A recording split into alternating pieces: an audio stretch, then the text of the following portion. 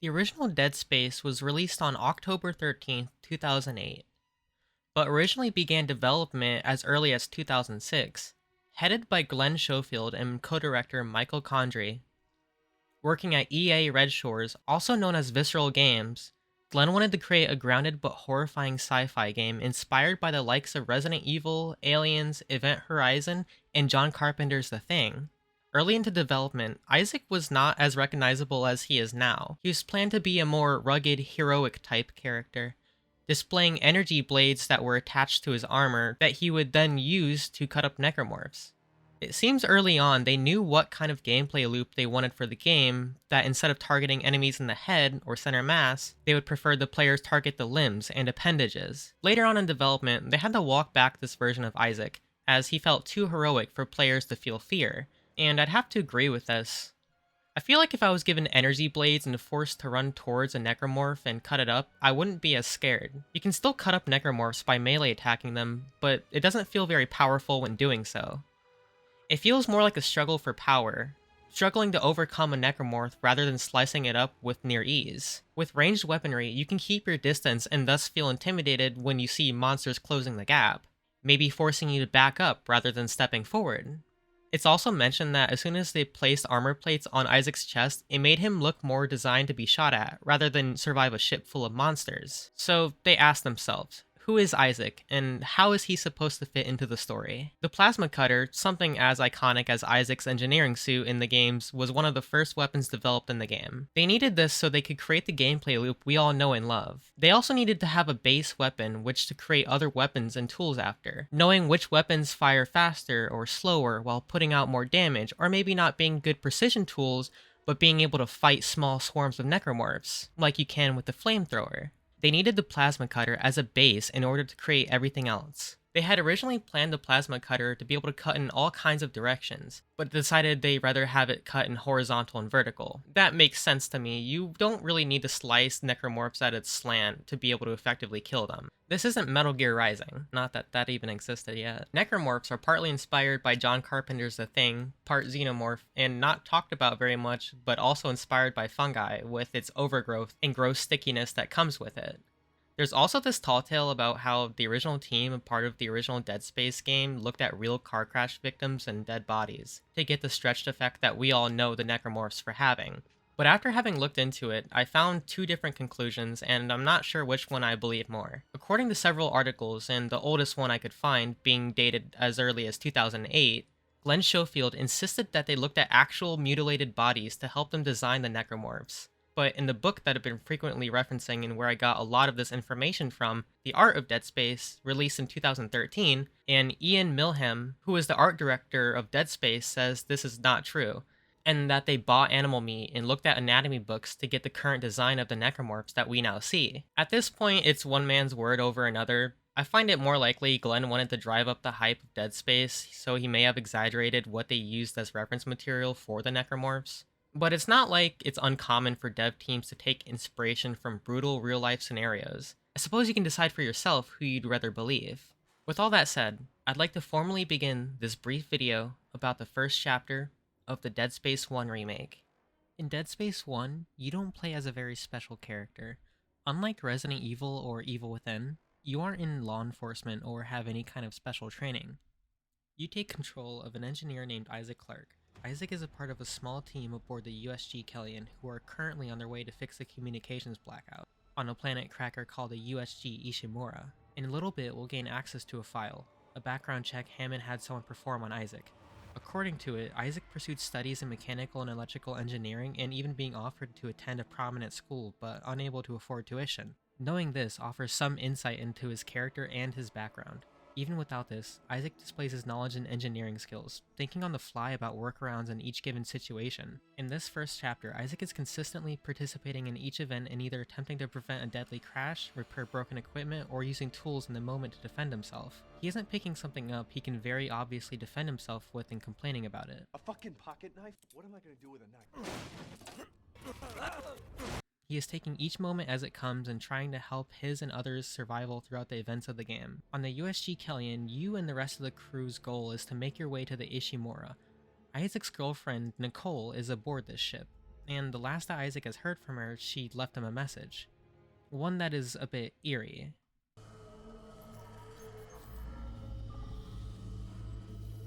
Isaac, it's me. Oh, I wish I could talk to you. I'm sorry. I'm sorry about everything. Oh, I just wish I could talk to someone. It's all falling apart here. I can't believe what's happening. Strange. Such a little thing. That's right. Nicole tells us just enough to understand something is wrong, but not what is wrong, saying it's all falling apart here. Her expression is one that is of a distressed person, wanting to talk to you. Nicole being in desperation to talk to you and anyone else, paired with the grainy quality, scan lines of the video, and audio as though it's actually coming through a speaker itself, lends hand at making you totally uncomfortable. Your first view of the Ishimura is absolutely stunning and a tad odd. The ship rests totally dark in contrast against the planet in front of us. Among it is a debris field full of rocks that are likely ones pulled up from the planet itself, the Aegis 7. Certain sections of the ship almost look like the spine or rib cage of a human body. There are 14 inward angled pillars attached to the top and bottom of the Ishimura. Beneath, it has tethered a larger piece of the Aegis 7 to itself to harvest minerals. What I briefly mentioned about sections of the ship resembling parts of a human body's ribcage is actually a reference to the devs' original Dead Space, talking about how they wanted to have specific repeating parts and open structures to the ship that invoke human body structure. You'll see a lot of repeating ribs and open supports and things that sort of evoke human body structure. Watching some of these videos about the actual design of the game is fascinating to me. I already gawk at the structures and design of Dead Space, but hearing every detail they thought about being said aloud just tickles my world building brain. Moving closer to the Ishimura and attempting to make contact with the tower, uncanny noises can be heard over the comms, and when being asked if Isaac has ever heard of a full communications blackout, he says, You ever hear of a full communications blackout on one of these things? Never. Come on. Someone pick up the damn phone. The hell is that? Sounds like their communication array is busted. The Ishimura is noted as being the CEC's pride and joy. To me, this paired with the file we can shortly find tells us that the CEC wouldn't just send any crew out to repair the ship, that each person on our current vessel is specifically picked out for this mission because their skills and talents, making the whole situation more odd. The ship should have engineers and others among the crew to take care of situations like this. Even though we haven't stepped foot aboard the vessel, we also haven't heard a single word from anyone within, giving off the impression that nobody is home. After a few moments, the Kellyan attempts to dock within the Ishimura, losing control in a terrifying and nearly deadly crash if it weren't for Isaac's quick thinking. There! The blue light! It might slow us down! The Kellyan has crashed, and until the Singularity Core and other sections of the smaller vessel are repaired, the crew cannot leave the USG Ishimura. Each crew member takes an account of their injuries and status, one being tied to the Kellyan due to a broken ankle. I'm good. I'll live. Hey, Johnston. Alright? It's my ankle. Might be broken. Shit, but better than a broken neck.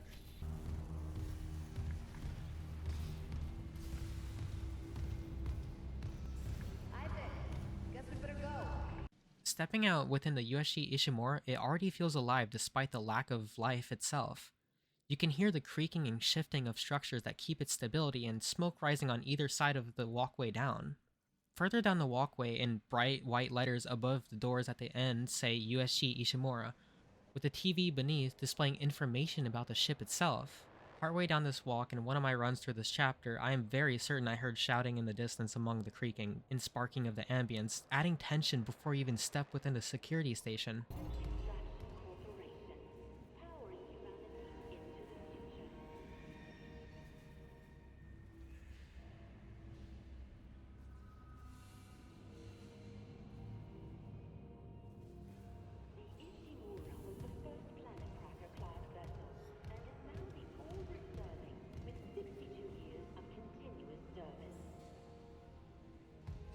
Within, you can hear beeps and ticks of the computers behind the counters. Nobody is here to greet the crew.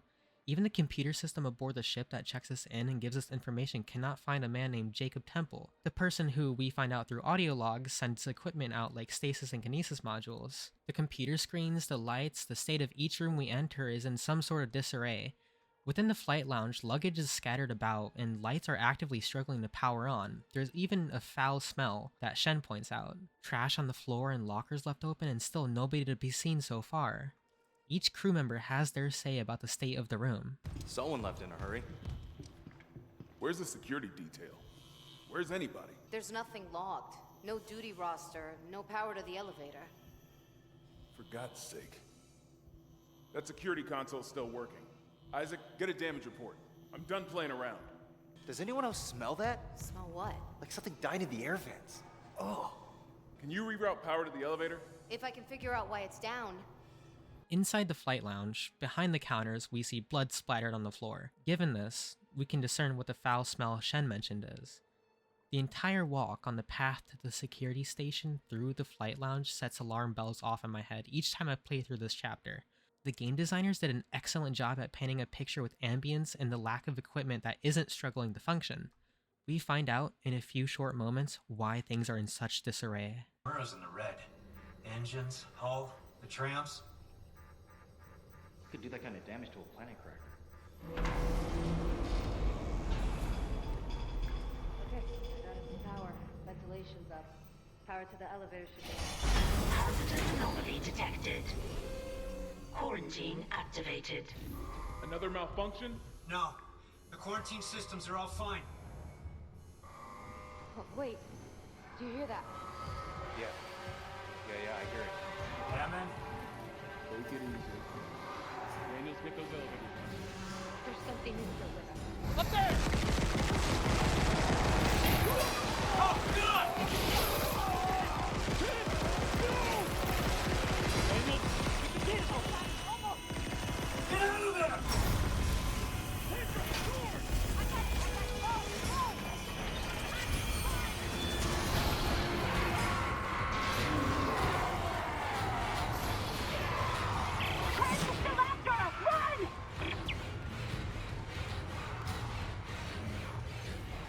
These are called necromorphs, and they're the primary enemy aboard the Ishimura.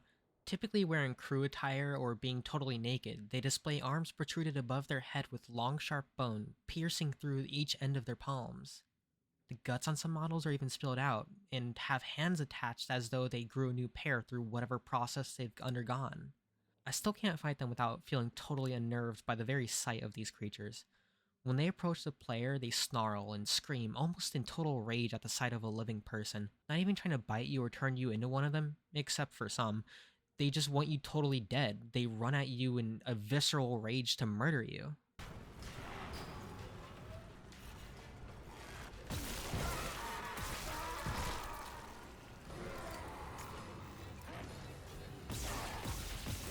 They're also established within the sequence to jump out of ventilation shafts, effectively making each room you enter an area where you may encounter a necromorph, as pretty much each place in the Ishimura has ventilation. With this, I'd like to mention that the sequence where you are chased by necromorphs only begins when Kendra gets ventilation up and running, as if someone's restricted its use to prevent this exact event from happening. Got us some power. Ventilation's up. Power to the elevator should be. Hazardous anomaly detected. Quarantine activated. There's different versions of necromorphs in this first chapter, most being on 2 feet, running at the player in order to kill you. Others try to stay further back and fire a sort of acid at you. And a few near the end of the chapter jump large distances to close the gap between, making it more difficult to kill them. In the elevator after the run down the corridor, a necromorph tries to break in, but luckily the Ishimura doesn't follow any kind of OSHA regulations. The way the blood splatters down Isaac's suit like he's one of those protagonists at the end of a horror movie is fantastic and totally gross. I'd honestly puke my guts out if I were in his boots. At the bottom of the elevator, someone is crying out in pain. This is the only person we've heard from since arriving on the Ishimura. Maybe if we break the lock on the door, we can help them and get insight about why the ship is infested with these monsters.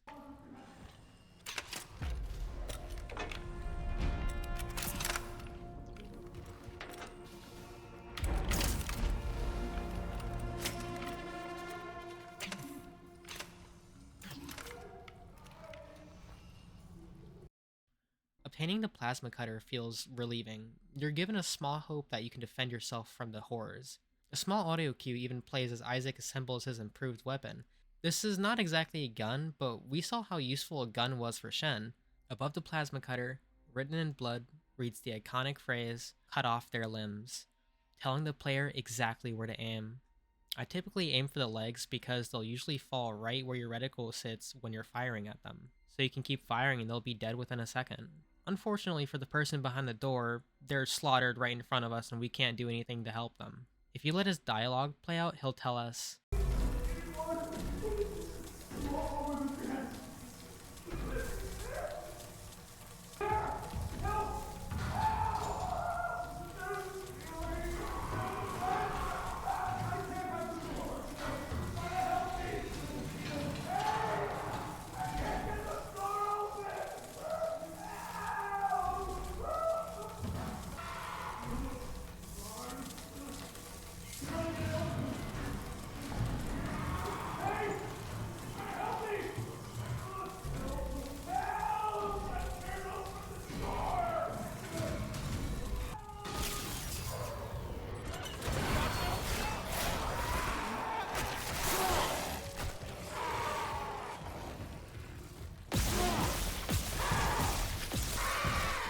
it's kind of uncanny the way the necromorph here will step through the door and practically take up the entire space.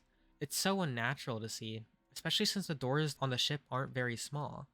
Their bodies are stretched out and reaching the point that would surely tear skin apart if stretched any further. Down the hall to our left, we hear the sound of metal clanging. That leads our eyes to a door that's blocked, with an item placed near the debris. Unfortunately, the game decides this is an excellent time to jump scare the player. I really dislike this. Dead Space doesn't need to throw a necromorph in your face to make you scared. If they wanted to have this necromorph in this location, maybe they could have had it crawl over the debris and lunge towards Isaac. This game does a really good job at building tension solely with the ambience. You could sit in a room and listen to the creaks of the ship, the rattling of the vents, and even occasional whispers and be terrified. The player doesn't need to be told overtly to be scared by the game. We make our way to the tram control room and contact Hammond and Kendra. They're everywhere. Shen, is he, He's gone. Nothing I can do. What the fuck are these things? The ones I saw? Some of them were wearing Ishimura uniforms. They're the crew? How the hell can they be the crew? Look at them. We need to get to the bridge.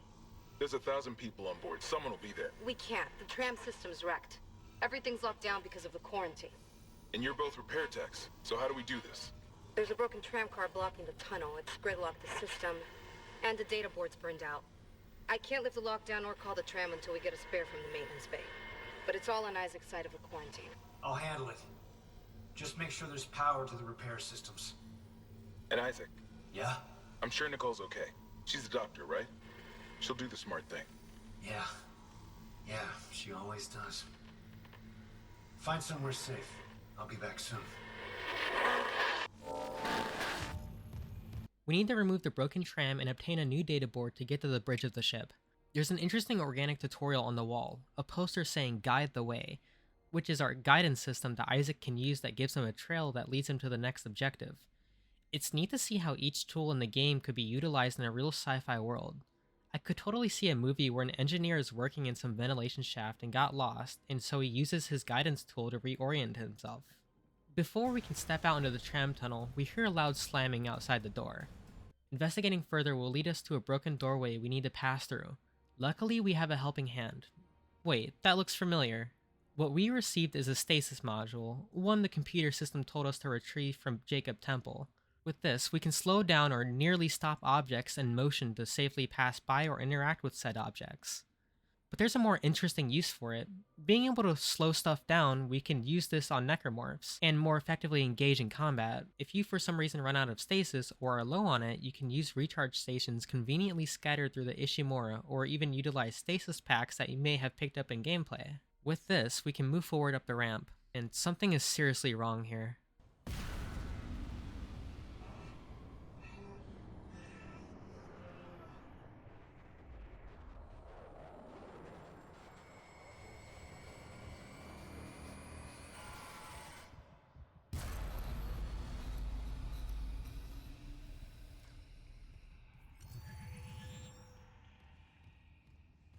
The entire power in this section of the ship briefly went out, and now we're hearing voices. We push onward to the tram repair room and get a call from Hammond. Isaac, don't bother shooting those fuckers in the head. Doesn't even slow them down. Okay. The only way is hacking them apart. Those arms, their legs. Does that even kill them? Or do they just stop moving? I love the way he places doubt on whether or not dismembering necromorphs actually kills them. We are aware from the environment and audio logs that cutting off their limbs does at the very least stop them from moving, but we've only killed one thus far. Each character through dialogue or audio logs gives their input about the current situation. We're at a point where we're hearing voices, and apparently we aren't the only ones.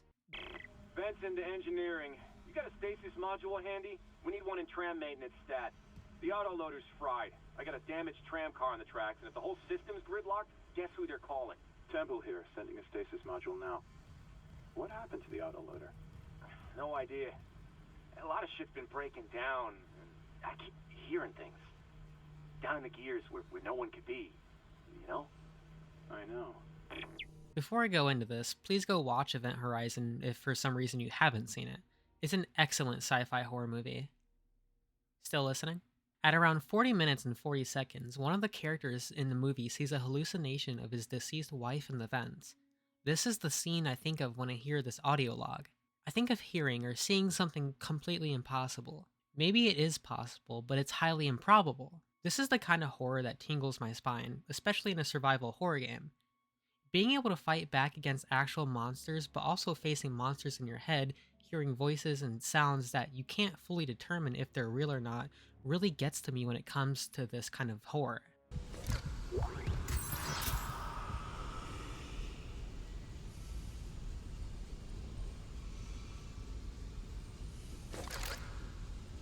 The Evil Within gets close to this, but the big part that always pulls me out of the game is that it's all inside a simulation. Sure, it would be legitimately scary to experience the events of that game firsthand, but the fact that it's basically just a simulation makes the impossible more possible, as opposed to Dead Space where the events are actually happening. You're not in a simulation or anything of the sorts, you're witnessing something that should be entirely impossible. I'm not saying The Evil Within isn't scary or a good game, I'm simply trying to convey what kind of horror hits me the hardest. We need to repair the broken tram to proceed in the story. We can't do that as is right now because one of the claws used to repair the tram isn't working. Using the stasis as intended, we are attacked by one necromorph, followed by several more as we navigate the room to repair the broken tram. This area isn't difficult, and the noise of the vents breaking paired with the sting of the music is an obvious tell that a necromorph has broken into the room, but this is a good way to introduce the player to multiple enemies at the same time or similar times. This is also a great section to fully utilize our stasis given the recharge station in the center of the room, and the multiple necromorphs breaking out on either side of us. With the tram room conquered, we face one more objective before we can make our way back to the Kellyan and attempt to leave the Ishimura. Now needing to make our way backwards and retrieve a working data board from the maintenance bay. On our way out, there's something different in the vents. Something you can't fully make out. This entire bit reminds me of the foreshadowing of the liquor in Resident Evil 2. Dead Space is known to take inspiration from other media like Event Horizon and Resident Evil. As a thorough lover of these properties, it's fun to go through Dead Space and see where it might have taken its inspiration from. Backtracking into the tram tunnel, a new necromorph, unlike the one we previously saw in the vent, jumps out to attack us. Not being difficult to kill, but establishing that melee isn't their only form of attack, spitting some sort of acid at Isaac. Stepping into the cargo hall, there's even more luggage scattered on unmoving conveyor belts paired with some handy pickups. One of the items is near the entrance of the conveyor belt, but it's covered in blood, as though someone was violently ripped through, with innards being left on the floor. With hesitance, we pick up each item here. Each minute we spend walking in these long, lonely halls, the ambience of the game keeps us on our toes, not fully letting us feel as though we're allowed safety. Near the end of the hall, on our left, we pass the blocked entrance that we were previously jump-scared at, while also passing a door that says, "No power." And at the end of the hall, there's a dead necromorph, but its limbs are intact. I really like that you can attack them and force them to stop playing dead, but this is the kind of detail I only really find interesting if you ignore the fact that there's necromorphs here in the later section that are legitimately dead and still have their limbs intact. We've reached the door to the maintenance bay, but it's not operational due to the lack of power. Next to it is a circuit breaker where we can supply power to either the maintenance bay door or a previously closed off door we passed on our way here. I typically choose the latter of these options as it lets us enter a new area with more supplies. But backtracking to the hall, there's a buddy who wants to live another day. Or maybe not. We're not only on a ship infested with swarms of monsters that will rip and tear through the ventilation to get to a living being, we're also now witnessing voices, and now the Ishimura's equipment is actively being defective in front of us. We can't fully rely on the ship to grant us a modicum of safety while we traverse its terrifying halls. Tracking back to the circuit breaker, and supplying the maintenance bay door with enough power, we're near completion of our next objective. The maintenance bay is larger than the previous area, and necromorphs are being harbored more spread out in here. We aren't completely helpless though. Spread out like the necromorphs are explosives that will instantly kill anything close enough to it. And oh my god, going frame by frame, seeing the layers of the necromorphs being ripped away as the explosive canisters go off is so impressive to me. This remake doesn't even remotely fail to entertain me in that aspect. To get the data board, we need to open a door which, like the previous, has no power and must be given such to open. But in order to do that, we're going to need to make our way up an elevator and across a catwalk where I previously mentioned 2 dead necromorphs with their limbs intact, but only one is actually dead. Dispatching it and moving forward, there's another circuit breaker which always gives me dread. This time, instead of supplying one door or the other with power, we have to choose between the maintenance office where the data board is, the elevator, which we needed to use to get up here, or the lights. We can't have all three. Always, with great reluctance, I turn the lights off.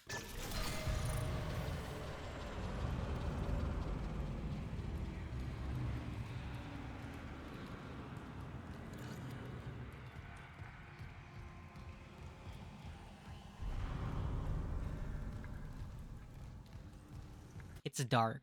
You need a light kind of dark. I've heard people complain about how dark it is in this game in other sections, but I'd have to ask them if they use the light that Isaac has equipped by default.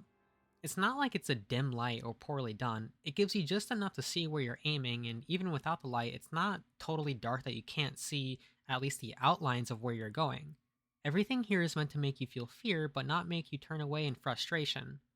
It's a great mechanic, forcing the player to actively turn off the lights rather than having it be a cutscene or something that happens because of plot. There's a real understandable reason for why the lights are no longer on. Within this first chapter, the maintenance bay is probably the place I want to go the least. It's not that it's not good, it's just that it scares the life out of me every time I step into the room.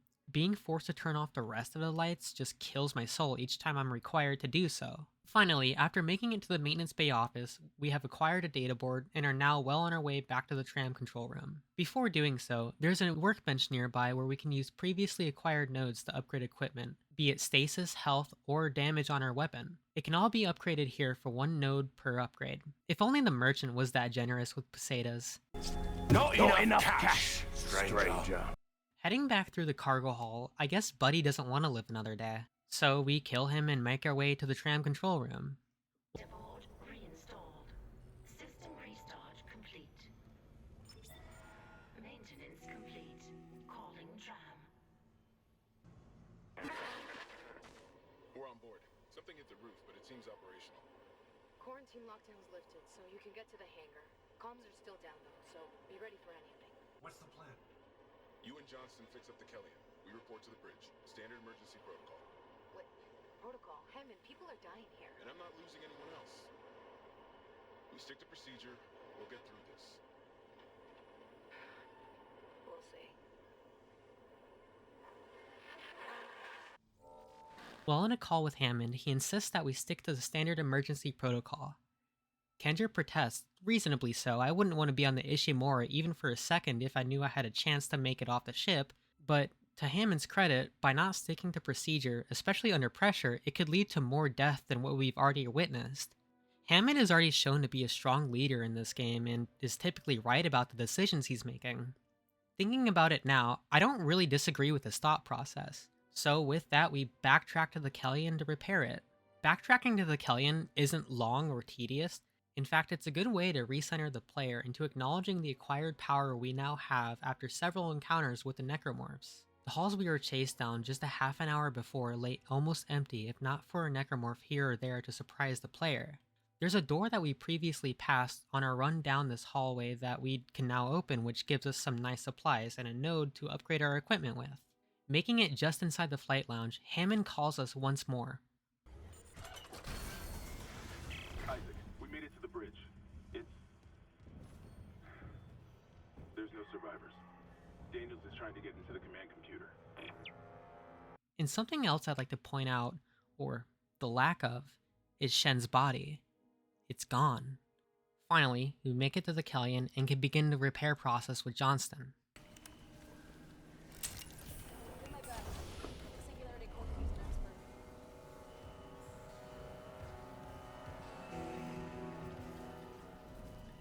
What have you got on you? Is that blood? Haley, I need you to listen. The Ishimura's overrun with... they're fucking monsters. You didn't hear anything? What? No, the comms are still out. Isaac... We need the Killian fixed now. Got a damage report? Yeah, it's there.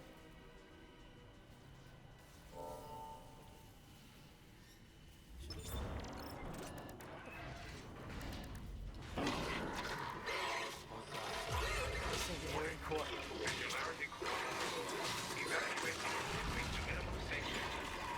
Go!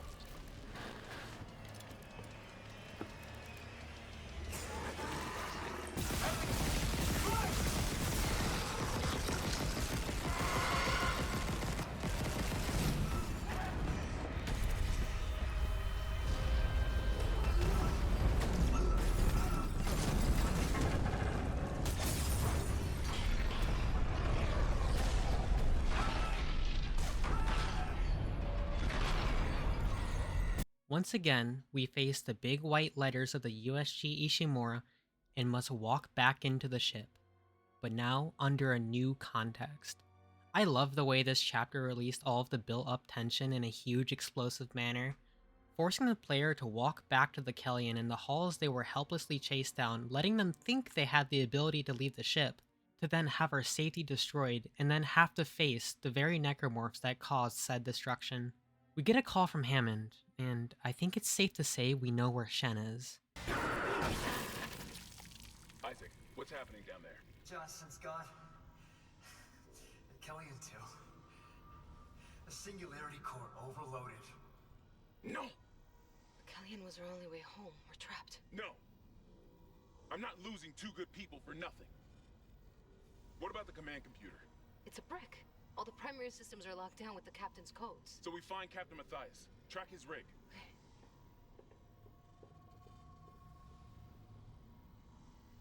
Okay, here. Captain Benjamin Matthias. Location medical. Status deceased? Even the captain? God. Isaac, you're closer to medical. You can double back and cut through maintenance. Find the captain's body and get his rig. With his codes, we... What was that?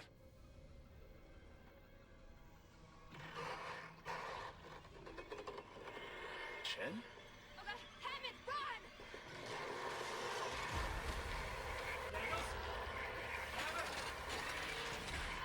Shit.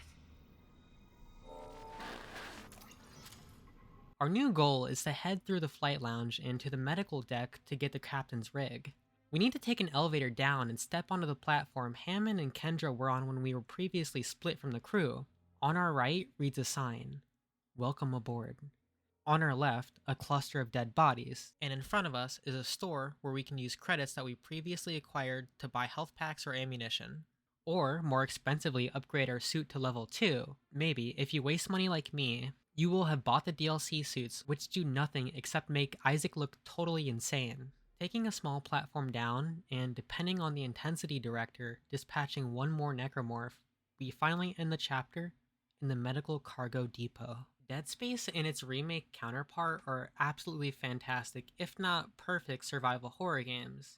I know it seems like games are getting remakes every day anymore, and honestly there is some fatigue that's starting to set in when it comes to these, but I'm glad Dead Space got another chance to shine in the spotlight.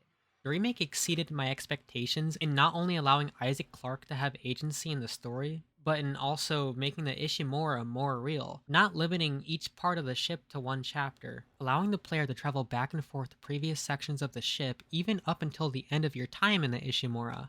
This remake effectively took everything already good about the original, kept it, then added what should have been there to begin with, like the zero-G controls that we saw implemented in Dead Space 2. I say all this not to reinforce how well done Dead Space itself is, but to reinforce how well done the remake is. And sadly, to mention the fact that we aren't getting an additional Dead Space 2 remake, or at the very least remaster. As unfortunate as it may be, that at least means it doesn't have the chance at being released in a poor condition. When thinking about what terrifies me about Dead Space, it's difficult to pin down. Like many things, I don't believe it's one specific part of the game that's done so well to make it a memorable experience. The developers did an extremely good job at carefully crafting a thick and deadly atmosphere from the moment you step onto the Ishimura. Watching videos of them describing how they wanted to have each part of the ship have a very specific function is another piece of the puzzle. These people had to live on the ship too. So we thought about, where would they sleep, what would they do for fun, how would they grow their food, and I think these are all the different areas that you'll see within the Ishimura. And rather than just as a set for more horror to happen, we actually thought about, okay, well then they grow food here and they package it and move it here, and you'll see advertisements for that food and the drinks, the movies that are playing that week, the ones that are upcoming, and it helps establish what these people cared about and what they were gonna do.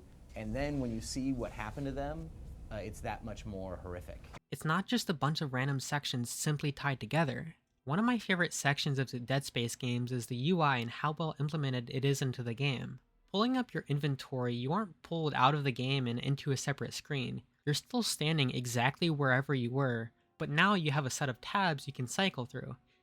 Even moving through your inventory, Isaac will actively shift his head to look at which inventory box you currently have highlighted. That's a detail I absolutely adore. Even when you're talking to the other people in the game, Isaac will have slightly altered lines based on the amount of health he currently has. The ones I saw, some of them were wearing Ishimura uniforms. But it's all on Isaac's side of a quarantine. I'll handle it. Just make sure there's power to the repair systems. It's the little things like this in gaming that make you really understand how much thought the developers put into their product. Hell, this even goes for if Isaac is low on oxygen and is now scrambling to catch his breath mid-conversation. In roughly 2012, I was in Walmart with my mom and she let me pick out a game at a bargain bin. Those don't exist anymore, at least none near me. I don't remember what choices I had, but one I landed on was Dead Space 1 for the Xbox 360. I'm ashamed to admit that I never actually finished the game until 4th of July 2022. It took me about 10 years to finish this game, and there's no doubt that I stopped playing it as a kid because of how horrifying it was to me. The only way I even know what year it was when I first played Dead Space was by looking up my original gamer tag and going onto the achievements to see which one I got first. The one achievement being dismembering 20 limbs. One thing I'd like to mention that's unfortunately left out in the remake is the main menu. While the remake does have a main menu, the original had one where if you cycle through each option in the main menu, the music and ambience would ramp up and genuinely freak me out as a kid.